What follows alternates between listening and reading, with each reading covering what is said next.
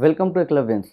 हम कर रहे थे प्रोबेबिलिटी एंड हम लोग प्रोबेबिलिटी से रिलेटेड जो दो मेन इंपॉर्टेंट टॉपिक था, एक कॉइन और एक डाइस, उसके बारे में सब कुछ जान चुके हैं। सो नाउ उससे रिलेटेड कुछ सम्स है, उसको सॉल्व करते हैं। सो सी, क्वेश्चन में दिया हुआ है two unbiased coin are toss simultaneously, find the probability of two heads one tail and all, ये सब दिया हुआ है। तो फर्स्ट ऑफ ऑल ऐसे सम्स को करने से पहले हमें क्या होगा कि सैम्पल स्पेस बनाना होगा। सो सी, दो कॉइन है अगर, तो सैम्पल स्पेस क्या होगा? I'm writing this sample space, sample space. इससे सम बहुत इजी हो जाता है, तो बेटर है कि हम सैम्पल स्पेस बना लें। हेड हेड ये एक इवेंट हो सकता है, हेड टेल ये एक इवेंट हो सकता है, tail head and then tail tail, ये चार इवेंट हो सकते हैं। So the total outcome is 4। Question में हमें क्या दिया हुआ है? Find the probability of getting two head. So number 1 probability, I will just write P and अंदर लिखेंगे हम लोग टू हेड, टू हेड्स। दो हेड्स आने का क्या प्रोबेबिलिटी है? सो हम लोग देख सकते हैं दो हेड आने का सिर्फ एक ही ऐसा इवेंट है जो फेवरेबल केस है हमारा टू हेड्स का, वो एक ही है।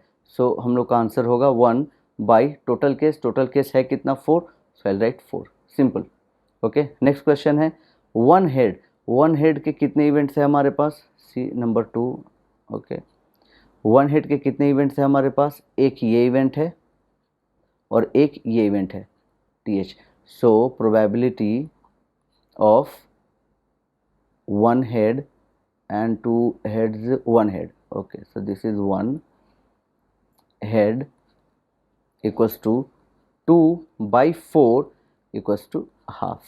तो ये होगा हमारा सेकेंड आंसर। क्वेश्चन नंबर 3 में चलते हैं। वन टेल, ठीक है, तो जैसा वन हेड था वैसे ही वन टेल होगा। Number 3, probability of getting one tail equals to, one tail हम लोग देख सकते हैं कि एक टेल यहाँ पर है, इसमें दूसरा यहाँ पर है। सो दो फेवरेबल केस हैं हमारे पास। सो आई जस्ट राइट 2/4। अगेन मेरा आंसर होगा प्रोबेबिलिटी हाफ।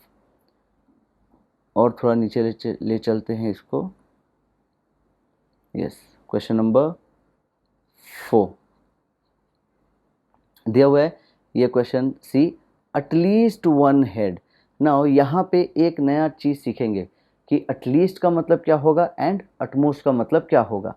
एटलीस्ट के लिए इस सम को सॉल्व करने से पहले बस थोड़ा बेसिक समझ ले हम लोग एटलीस्ट का। एटलीस्ट मतलब कम से कम, इट मीन्स एटलीस्ट जब भी दिया हुआ रहेगा कि एटलीस्ट हमें दिया गया है one head, it means at least कम से कम एक हेड। लेकिन अगर ज़्यादा हेड आ गया तो वो भी फेवरेबल केसेस में काउंट होगा। सो एटलीस्ट में क्या होगा कि जो दिया हुआ रहेगा उसको इंक्लूड करेंगे, प्लस उससे ज़्यादा अगर आ जाता है तो उसे भी इंक्लूड करेंगे, वो भी फेवरेबल केस में आएगा। तो इस सैम्पल स्पेस में अगर हम देखेंगे एटलीस्ट वन हेड बोला जा रहा है हमें, सो क्या क्या काउंट होगा हमारे लिए? सैम्पल स्पेस जो इसके लिए होगा वो होगा हेड टेल, एक हेड है इसमें, टेल हेड एक हेड है इसमें, और ये भी काउंट हो जाएगा जिसमें दो हेड है। एटलीस्ट वन हेड, कम से कम एक हेड, यानी अगर एक हेड से ज़्यादा हो गया, जो इसमें दो हेड हो गया है, हम उसे भी कैलकुलेट करेंगे, काउंट करेंगे फेवरेबल केस में। सो probability of at least one head, ये क्या हो जाएगा? 3 फेवरेबल केसेस एंड टोटल 4 है, तो 3/4 हमारा आंसर होगा। नंबर 5 देखते हैं। एटमोस्ट वन हेड, सेम इसका उल्टा, सेम इसका उल्टा।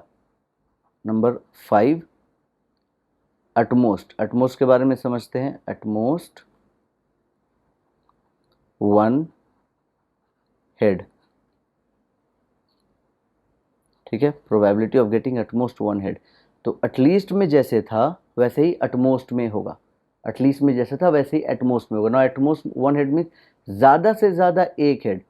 तो अगर ज़्यादा से ज़्यादा हमसे कहा जा रहा है एक हेड, तो यानी अगर एक हेड ना भी हो तो वो भी हमारे लिए फेवर में है। जैसे एटलीस्ट वन हेड में था कि कम से कम एक हेड ज़्यादा है तो वो फेवर में है, तो यहाँ पे एकदम उसका उल्टा है, ज़्यादा से ज़्यादा वन हेड एंड उससे कम वन हेड नहीं भी है तो भी चलेगा। तो इसमें जो हेड नहीं है वो भी हमारे लिए फेवर में होगा। तो इसके लिए जो सैम्पल स्पेस बनेगा वो क्या होगा?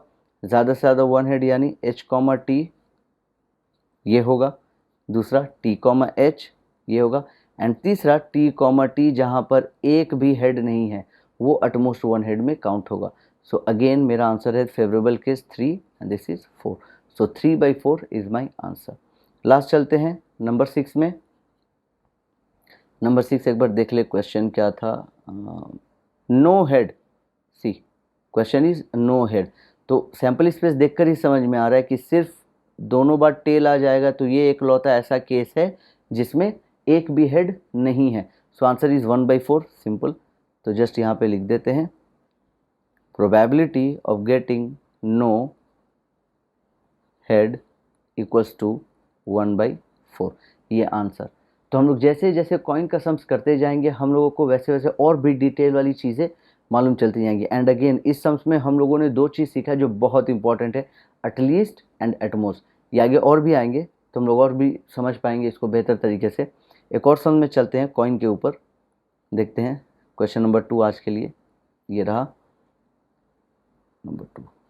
अ game consist of tossing of 1 rupee coin 3 time, जिसके बारे में हम लोगों ने बात किया था कि अगर एक कॉइन को 3 बार हम लोग टॉस कर रहे हैं या 3 कॉइन को एक बार टॉस कर रहे हैं, इन दोनों का मतलब सेम है, यानी 3 एक्सपेरिमेंट हो रहे हैं। तो एक कॉइन का अगर 3 एक्सपेरिमेंट हम लोग कर रहे हैं तो इसका मतलब टोटल आउटकम 8 होगा। एंड अगेन सम सॉल्व करने से पहले हम लोगों को सैंपल स्पेस बना लेना चाहिए, फिर बहुत ईजिली हो जाएगा। क्वेश्चन में क्या दिया है वैसे, Hanif wins if all tosses give the same result, calculate the probability that Hanif will lose the game.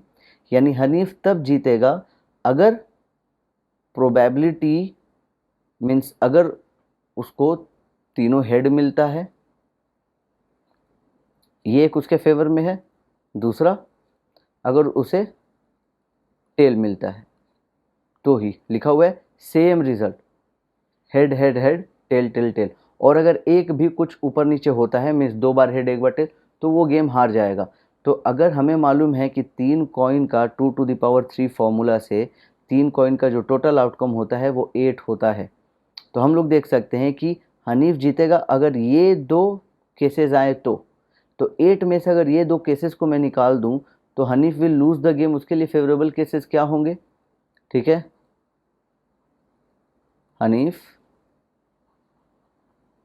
Lose the game, ठीक है। इस चीज़ के लिए जो फेवर में है वो चीज़ कितने हैं, टोटल 6 केसेस हैं, ठीक है। और यही हमसे पूछा जा रहा है क्वेश्चन में, Hanif will lose the game, हमें यही निकालना है। तो जस्ट प्रोबेबिलिटी के लिए हम लोग लिखेंगे प्रोबेबिलिटी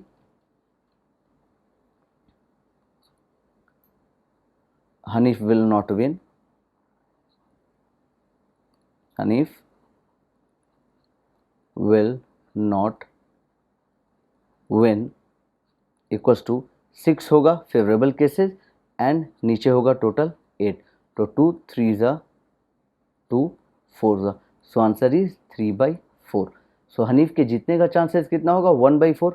वो कैसे, वो हम लोग यहाँ पे भी देख सकते हो, क्वेश्चन में पूछा नहीं गया बट जस्ट कॉन्सेप्ट क्लियर करने के लिए, ये 2 उसके फेवर में थे केसेस, तो हनीफ के जीतने का केसेस क्या होगा 2/8, कैलकुलेट करेंगे तो 1/4, और यहाँ पे उसके लूज करने का 3/4। सो 3/4 is the actual answer question के हिसाब से, ठीक है। लेकिन अगर जीतने के लिए पूछता तो 1/4 होता। तो इन 2 क्वेश्चन से कॉइन के बारे में हम लोग और डिटेल देख चुके हैं, जान चुके हैं, ठीक है।